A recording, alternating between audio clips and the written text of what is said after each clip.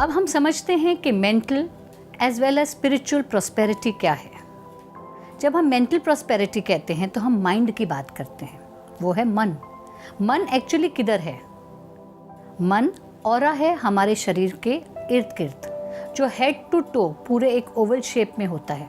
इसके 7 रंग होते हैं और इसे हम 3 हिस्सों में बांटते हैं, एक कॉन्शियस माइंड, एक सब कॉन्शियस माइंड और एक अनकॉन्शियस माइंड। कॉन्शियस माइंड में से जैसे अभी हम आपसे बात कर रहे हैं तो ये कॉन्शियस माइंड है, हमें मालूम है हम क्या बात कर रहे हैं। सब कॉन्शियस माइंड मीन्स जो सुबह हुआ या कल हुआ या 1 साल पहले या 10 साल पहले या 15 साल पहले या बचपन में हुआ, वो सब कॉन्शियस माइंड में हमारी मेमोरी में रहता है। और एक है अनकॉन्शियस माइंड।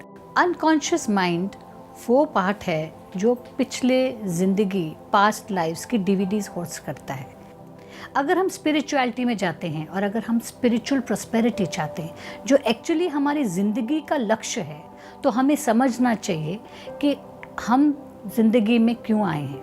हम 3 कारण की वजह से हमारा जन्म होता है। एक होता है कि हमें हर युग, हर ज़िंदगी, हर जीवन में अपने आप को एक बेहतरीन इंसान बनाना है। जो हम 5 साल पहले थे, 10 साल पहले थे, बचपन में थे, या जो हम पिछले जीवन में थे, उससे बेटर ह्यूमन बीइंग बनना है। तो वो हमारा एक ज़िंदगी का लक्ष्य है। दूसरा होता है पर्पस ऑफ बर्थ। हमें 9 तरह के रीजंस होते हैं purpose of birth. Born to heal, born to lead, born to achieve, born to serve, born to be successful. हर जीवन में एक कारण या एक लक्ष्य लेके हम पैदा होते हैं। तो अगर मदर तेरेसा का बर्थ हुआ था तो बॉर्न टू सर्व, तो उन्होंने ज़िंदगी भर सेवा की है। अगर आप बॉर्न टू बी सक्सेसफुल हो तो आपको बार बार फेलियर का सामना करना पड़ेगा। ये हमारी ज़िंदगी का पर्पस होता है। और तीसरा होता है कि हमें लोगों की मदद करनी है। We have to help others. हम किस तरीके से लोगों का हेल्प करते हैं? तन, मन और धन। अगर हम अपने आप को समझें तो हम स्पिरिचुअली अपने आप को इवॉल्व हो सकते हैं। बट 5 सिंस या 5 दुश्मन हैं हमारे। कौन से हैं? वो है काम, क्रोध, लोभ, मोह और अहंकार। पर वो किधर हैं? वो कहाँ हैं? वो एक्चुअली हमारी उंगलियों पे हैं। अगर आप अपने आप को सही मायने में समझना चाहते हैं स्पिरिचुअली, तो आप अपना लेफ्ट थंब लेके सेंटर राइट में प्रेस करें जोर से। आपकी कोई ना कोई उंगली में वो दर्द खींची जाएगी। फिर आप इसको एनालाइज करके अंडरस्टैंड करो कि आप कौन से जोन में अटके हुए हो।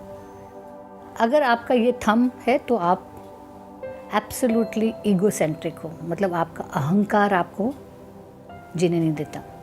अगर ये फिंगर है तो जैसे हम किसी पे उंगली उठाते हैं तो ये क्रोध है, एंगर। मिडिल फिंगर जिसे हम एक्चुअली दिखाते हैं वो है लस्ट, काम वासना। कई बार हमारे रिलेशन सेटिस्फाइड नहीं होते हैं, तो इसमें ये उंगली से आप समझ सकते हैं कि आपके कहाँ पे, आप कौन से जोन में अटके हैं। ये रिंग फिंगर है मोह, attachment. Attachment to people, person, things, property, जिसमें कहा मेरी चीज़, मेरा बच्चा, मेरा घर।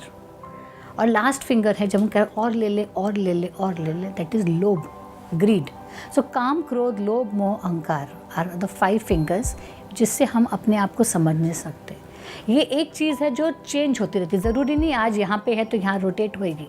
ये हर 3 दिन के बाद रोटेशन करती है। तो हम अपने आप को spiritually awakened, enlightened and actually understanding ourselves better जब हम स्पिरिचुअली अवेकेंड होते हैं। अब वेब, मोबाइल और टीवी पर उपलब्ध